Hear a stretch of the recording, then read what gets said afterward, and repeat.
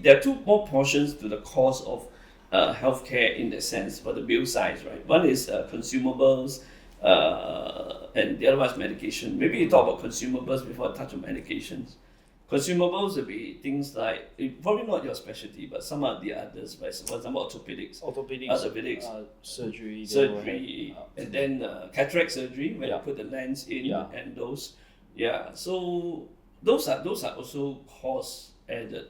And I suppose, I'm not so sure, we should have an orthopedic surgeon or eye surgeon here. I suppose different joint replacement, they have different quality, different material use and all that. Yeah. Have you heard of anything like that? Yeah, so one of the components of the hospital bill would be consumable. It depends on what you use. For example,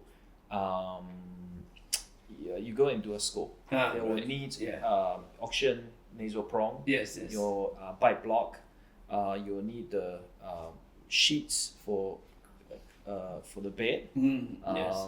Suction tubing. Yes. Biopsy forceps. All those things are all consumable. Right.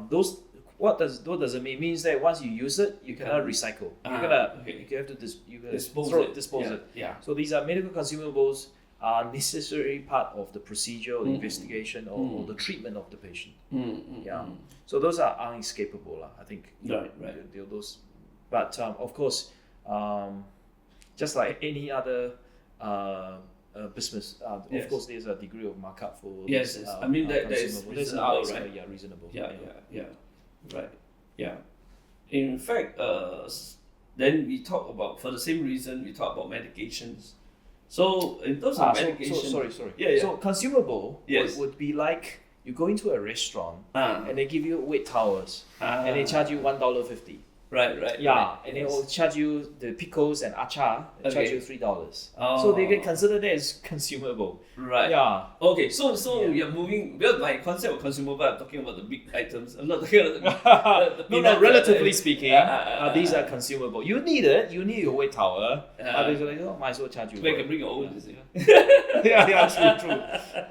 But I think the practice of medicine has also changed in primary care. Right. In the past, many more GPs would actually own autoclave and will sterilize their dressing sheets, their cotton pads, their Gary pots and all that. Yes. But over time, because of maybe higher requirements in terms of licensing, terms of ensuring sterility, then people are now more purchasing more of these sterile dressing sets from the major manufacturers. And so that's providing a higher quality of care to the patients, but also that entails some increased cost when it comes to consumables. Yes, that's another podcast, Yeah. You know, I help the younger doctors open clinics, both GP and specialists.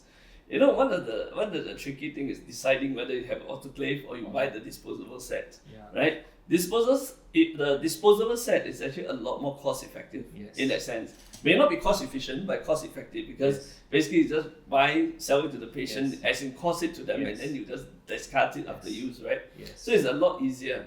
Because maintaining an autoclave machine, you need to get the licensing, you need to get the inspection done, and what if the machine spoiled, then you got to get it replaced. There are 1,001 things you have to do it. So does the cost fall to the patient? Okay, the cost does fall to the patient, but actually it's less to the patient. The disposable kits are more expensive per set, per unit. But overall, to the GP setup, it's more worth it because you put in a lot less effort. And the inspection site is definitely much less because you don't have a machine. You don't have to look for MOM, because just HSA and that's it, because for that one, you have a pressurized machine in your clinic, you have to get MOM for inspection, which is a totally different ministry. So it's a lot of headache actually. Sometimes it's hard to explain to patients as well that you're saving them money by doing an autoclave and having all those things on site because it actually increases your procedure fees. Right? You are spending more time, more effort preparing all this equipment that is reusable. So your procedure fees go up. But you are not charging them a consumable fees.